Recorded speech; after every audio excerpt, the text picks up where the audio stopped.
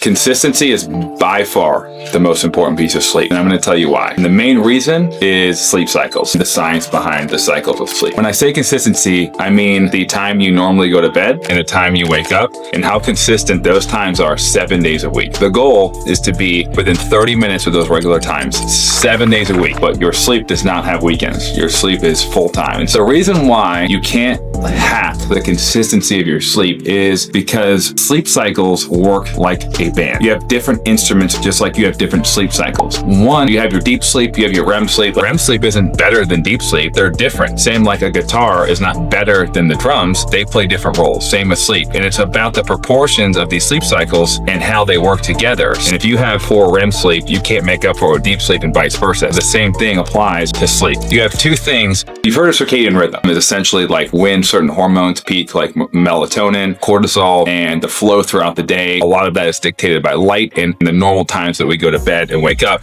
And our circadian rhythm is very regular. It takes a while to change, multiple days to change and adjust, and it wants to be consistent. And so what happens is, in the beginning of the night, you start in your lighter stages of sleep. You have 2 stages of sleep, non-REM sleep and REM sleep. In the non-REM sleep, you have your light sleep and you have your deep sleep if you have a sleep tracker. Stages 1, 2, and then your deep sleep. Your REM sleep stands for rapid eye movement, literally your eye moving back and forth. The only muscles not paralyzed are your eye muscles and your breathing muscles, because that is when we have most of our dreams. And if that wasn't the case, you'd be running around the room probably. As the night progresses, you get more and more REM sleep. So the first half of the night, you have your lighter stages of sleep into REM sleep, and the deep sleep primarily happens the first half of the night, and the REM sleep happens the second half of the night. And why this is important is that deep sleep is more of like your physical regeneration sleep. Think about these 2 different types, REM and non-REM. The non-REM is like physical regeneration, tissue repair. That's also the time that's going to actually flush your brain out of byproducts. In 2019, they did the first live MRI showing in those deep sleep cycles, literally this cerebral spinal fluid pumps through the brain, flushes out all the toxins and byproducts, proteins like beta amyloids and tau proteins, which build up and cause things like dementia and Alzheimer's. That's non-REM deep sleep, physical regeneration sleep. Then your REM sleep, there's way more REM sleep the second half of the night, which is your mental reset. That's when things like memory, mood stability, emotional stability, your ability to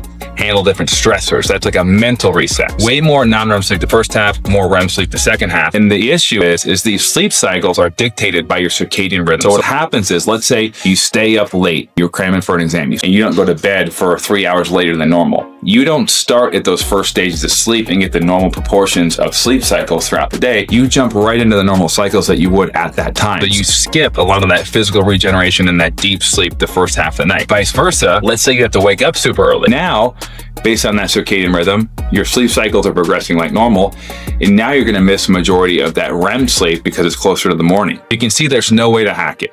If you're not consistent, you're going to be chopping off different chunks of different parts of sleep, and you need them all for longevity, for mental performance, for physical performance. If you're going to take one piece of advice of all the sleep stuff out there, literally everything you've heard, the only thing that's head and shoulders above everything else is the consistency of your bedtime and your wake time.